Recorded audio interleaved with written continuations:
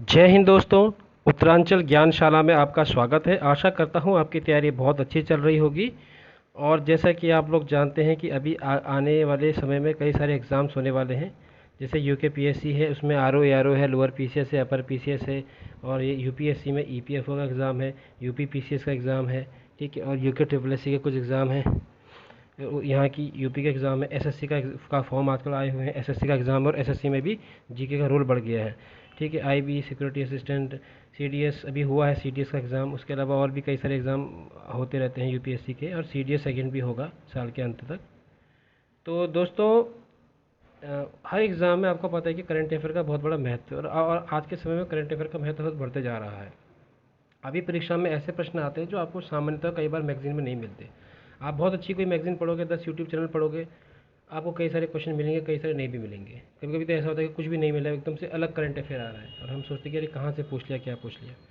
देखिए, सरकार का जो जो भी करंट अफेयर पूछे जाते हैं, उसमें जो खास तौर पर सरकारी स्रोत होते हैं वो बहुत महत्वपूर्ण हो जाते हैं। और आपके पास इतना समय नहीं होगा कि आप बहुत ज़्यादा स्रोत पढ़ सकें। आप ज़्यादा से ज़्यादा एक तो आप रोज़ का अखबार पढ़ेंगे, बहुत ज़्यादा से ज़्यादा आप एक या दो और कोई मैगज़ीन या कुछ यूट्यूब चैनल वगैरह पढ़ देख लेंगे। इतना ही आप कर सकते हैं कि आपने चलो अखबार पढ़ लिया, फिर एक मैगज़ीन से सप्लीमेंट कर लिया। इसके अलावा आपने कोई रैंडम तौर पे काम करते समय, जाते आते समय, या कुछ और समय अपना यूट्यूब के वीडियो सुन लिए। लेकिन कई सारे मैं क्या है, बहुत सारे स्रोतों से समाचार को देख पढ़ने की कोशिश करता हूँ, जिसमें आपके तीन चार किस्म के अखबार हैं, हिंदी के भी, अंग्रेजी के भी। इसके अलावा आपका बीबीसी का चैनल है। इसके अलावा आपका ऑल इंडिया रेडियो है। इसके अलावा आपका पीआईबी है। ठीक है। इसके अलावा आपके जो कई सारे जैसे आपके द प्रिंट है। ठीक है। और आपका ये द बेटर इंडियन है, आपका योजना है, कुरुक्षेत्र है। और भी कई सारे स्रोत हैं जहाँ से मैं कवर करने की कुछ चीज़ों को पकड़ने की कोशिश करता हूँ कि कुछ ऐसी चीज़ें जो जिनसे क्वेश्चन बन सकता है, लेकिन जो सामान्यतः मैगजीन में कवर नहीं की गई हैं। तो आप एक बार इस करंट अफेयर सीरीज़ को ज़रूर देखिए। अभी तो मैंने क्वेश्चन कम रखे हैं, केवल 15 क्वेश्चन रखे हैं। इसलिए 15 क्वेश्चन रखे हैं, आप लोगों को अगर अच्छा लगेगा, ऐसा कोई सीरीज़ होनी चाहिए जो आपको डेली 15 से 20 क्वेश्चन दे, और अच्छे क्वेश्चन दे, इंपॉर्टेंट क्वेश्चन दे। और कुछ जो कॉमन क्वेश्चंस होते हैं करंट अफेयर के, उसके अलावा कुछ हटके दे। तो आप इस सीरीज़ को ज़रूर देखिए, आप अपनी प्रतिक्रिया बताइएगा। ठीक है। फिर मैं आगे इसमें और क्वेश्चन की संख्या बढ़ाऊंगा। ये टेलीग्राम चैनल आप लोग ज्वाइन कर लीजिएगा, पीडीएफ और आपको लिंक वहाँ मिल जाएगा। तो फटाफट शुरू करते हैं। पहला प्रश्न है, हाल ही में समाचार में रहा हेनेडा हवाई अड्डा किस देश में है? बहुत इंपॉर्टेंट क्वेश्चन है ये। ठीक है। तो ये क्या है? इसका आंसर है जापान। अब हुआ क्या था, जो सीरियम, एक क्या कहते हैं, एक संस्था कह सकते हो आप। ठीक है। CIRIUM। तो सीरियम द्वारा एक रिपोर्ट जारी की गई। ठीक है। तो रिपोर्ट जारी की गई कि ऑन टाइम परफॉर्मेंस रिव्यू 2022 करके, कि कौन सा जो हवाई अड्डा है उसका, उसमें जो वहाँ से जो उड़ानें चलती हैं वो कितने ज़्यादा समय पर रहती हैं, यानी कि किस्म से पंक्चुअलिटी। तो ऑन टाइम परफॉर्मेंस रिव्यू था ये जारी किया गया। तो इसमें टॉप था जापान। जापान का कौन सा? हेनेडा हवाई अड्डा। ठीक है। ठीक है ना। अब इसमें भारत का इंदिरा गांधी एयरपोर्ट भी है, और आपका कर्नाटका का, ठीक है, एयरपोर्ट भी है। तो ये आपका जो कर्नाटका में कैंपनगोड़ा है। ठीक है ना। आपको पता होगा कैंपनगोड़ा। अभी कभी कभी एग्जाम में ऐसे स्टैटिक क्वेश्चन पूछ लेते हैं कि कैंपनगोड़ा एयरपोर्ट कहाँ है। तो इस तरह से क्वेश्चन स्टैटिक के भी बन जाते हैं, और करंट के तो हैं ही साथ में। तो ये आपका एक क्वेश्चन हो गया। ठीक है। चलिए आगे बढ़ते हैं फटाफट। दूसरा प्रश्न है, निम्नलिखित में से कौन सा देश यूरो जोन में शामिल होने वाला 20वां देश बन गया है? तो ये है आपका क्रोएशिया। ठीक है। ये यूरो जोन में शामिल हुआ है। यूरोपियन यूनियन में तो बहुत पहले शामिल हो गया था। यूरो जोन में क्या होगा, अब इसका मुद्रा के तौर पे ये यूरो का इस्तेमाल होगा, और जो बाकी देश हैं यूरोप के, ये यूरो जोन के, उनके साथ इसका व्यापार जो भी है वो चलता रहेगा। आगे बढ़ते हैं। अगला प्रश्न, तीसरा प्रश्न है, राष्ट्रमंडल के पीठासीन अधिकारियों एवं अध्यक्षों का 26वां सम्मेलन 2030 कहाँ आयोजित हुआ? बहुत इंपॉर्टेंट क्वेश्चन है, क्योंकि इसमें पीठासीन अधिकारी, ठीक है, और अध्यक्ष हैं। ठीक है। आप जैसे हमारे लोकसभा के अध्यक्ष होते हैं, हमारे राज्य विधानसभाओं के अध्यक्ष होते हैं, तो इन सब का, ठीक है ना।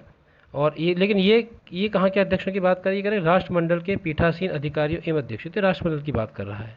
ठीक है। तो ये कहाँ हुआ था? ये हुआ था आपका कैनबरा। कैनबरा किसकी राजधानी है? ऑस्ट्रिया की। ठीक है। और ऑस्ट्रेलिया की क्या है?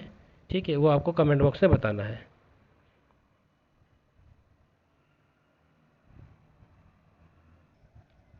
माफ़ कीजिएगा, थोड़ा मैं उल्टा बोल गया। मैं आपको उत्तर भी मैंने बता दिया। कैनबेरा किसकी राजधानी है? ये है ऑस्ट्रेलिया की। ठीक है। और एक होता है ऑस्ट्रिया, इसकी राजधानी क्या है? ऑस्ट्रिया की है वियना, जो वियना कन्वेंशन भी हुआ था, VIENNA, वियना। ठीक है। तो मैं थोड़ा सा मैं ही बोलने में गलत बोल गया, तो इस चीज़ का भी, ये बहुत कॉमन चीज़ है, यहाँ पर कई बार बच्चे लोग गलती करते हैं, इसका ध्यान रखिएगा। चौथा प्रश्न है, हाल ही में जारी निक्केई एशिया रिपोर्ट के अनुसार विश्व के ऑटो बाज़ारों में भारत का स्थान क्या है?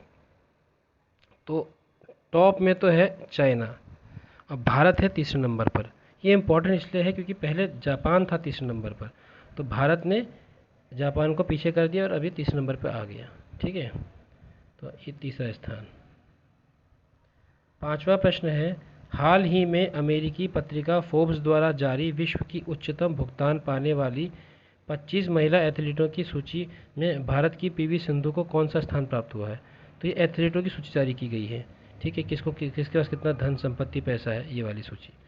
तो इसमें जो PV सिंधु का नाम आया है भारत की तरफ से, तो इनका स्थान क्या है हमें ये बताना है। तो इनका स्थान है 12वां। ठीक है। टॉप में कौन है? टॉप में वही हैं जो हमेशा जीतती हैं, टेनिस, नाओमी ओसाका। ठीक है, ये आगे बढ़ते हैं। छठवां प्रश्न, इस वर्ष राष्ट्रीय मतदाता दिवस की थीम क्या है? तो राष्ट्रीय मतदाता दिवस कब होता है, तुरंत आपको कमेंट बॉक्स में लिखना है। इसकी थीम क्या है? इसका थीम है nothing like voting, I vote for sure. सातवां प्रश्न है, 37वीं भारतीय इंजीनियरिंग कांग्रेस 2022 का आयोजन कहाँ हुआ? ऐसे जो बैठकें होती हैं कई बार थोड़ी अजीब सी अलग टाइप की, जो अमूमन कम पूछी जाती हैं, पहले नहीं पूछी गई, वो पूछ ली जाती हैं। ठीक है, तो ये थी चेन्नई में। आठवां प्रश्न है, किस भारतीय प्रौद्योगिकी संस्थान ने उच्च क्षमता वाला पेरोविस्काइट सोलर सेल विकसित किया गया है? ये भी अच्छा इंपॉर्टेंट क्वेश्चन, और इसलिए भी इंपॉर्टेंट हो जाता है क्योंकि ये काम किया IIT रुड़की ने। तो उत्तराखंड जो एग्ज़ाम वाले हैं, UKPSC या UKSSC, वो इसको ज़रूर याद रखें, बहुत इंपॉर्टेंट है उसके लिए। नवा प्रश्न है आपका, 7वीं वंदे भारत एक्सप्रेस ट्रेन किन स्टेशनों के बीच में शुरू की गई है? तो 7 चल चुकी हैं, तो ये हमें बताना है कि इसके बीच में शुरू की गई है। ये है हावड़ा से न्यू जलपाईगुड़ी। 10वां, किसने रेलवे बोर्ड के नए अध्यक्ष और मुख्य कार्यकारी अधिकारी का पदभार ग्रहण किया? ये बहुत चर्चित रहा था, तो ये इंपॉर्टेंट हो जाता है। ठीक है, तो ये हैं आपके लाहौटी साहब, अनिल कुमार लाहौटी। 11वां प्रश्न है, बहुत इंपॉर्टेंट है, एग्जाम में आएगा, नोट कर लीजिए।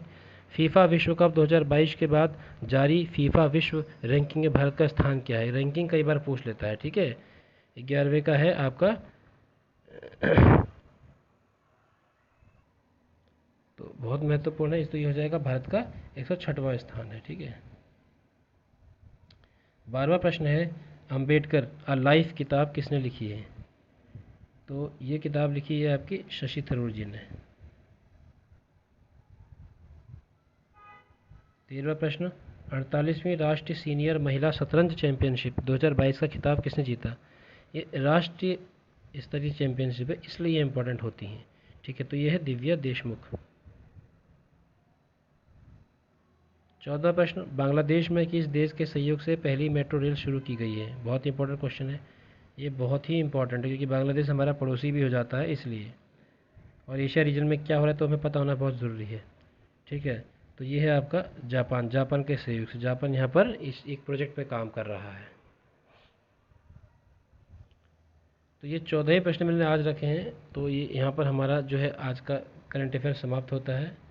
देखिए, आप इस सीरीज़ को देखिए, मैंने प्रश्न कम इसलिए रखे हैं क्योंकि प्रतिक्रिया बहुत अच्छी नहीं मिलती है वीडियोस पे, तो फिर मन भी नहीं करता बनाने का। करंट अफेयर के बहुत ज़बरदस्त क्वेश्चन आपके पास आते रहेंगे। अगर आपको ये चाहिए कि ये सीरीज चलती रहे तो आप लोग कमेंट ज़रूर कीजिएगा, कमेंट करके बताइएगा, अच्छा बुरा ज़रूर बताइए, ख़राब है तो ख़राब बताइए, और कुछ अच्छा है तो अच्छा बताइए, लेकिन बताइए ज़रूर।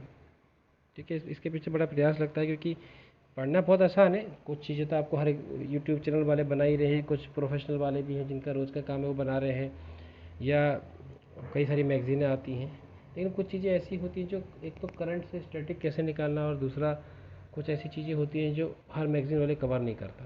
जो बहुत सामान्य लगेगा उसको मैं नहीं दूंगा, जो मुझे लगेगा कि हाँ ये किसी ने नहीं पढ़ा है, जैसे ये बांग्लादेश वाला क्वेश्चन है, ये किसी में कवर हो सकता है, किसी में नहीं भी हो सकता है, ठीक है ना। ऐसा नहीं है कि नहीं होगा, लेकिन हो भी सकता है, नहीं भी हो सकता। मुझे अच्छा क्वेश्चन लगा तो मैंने इससे क्वेश्चन ये बना दिया।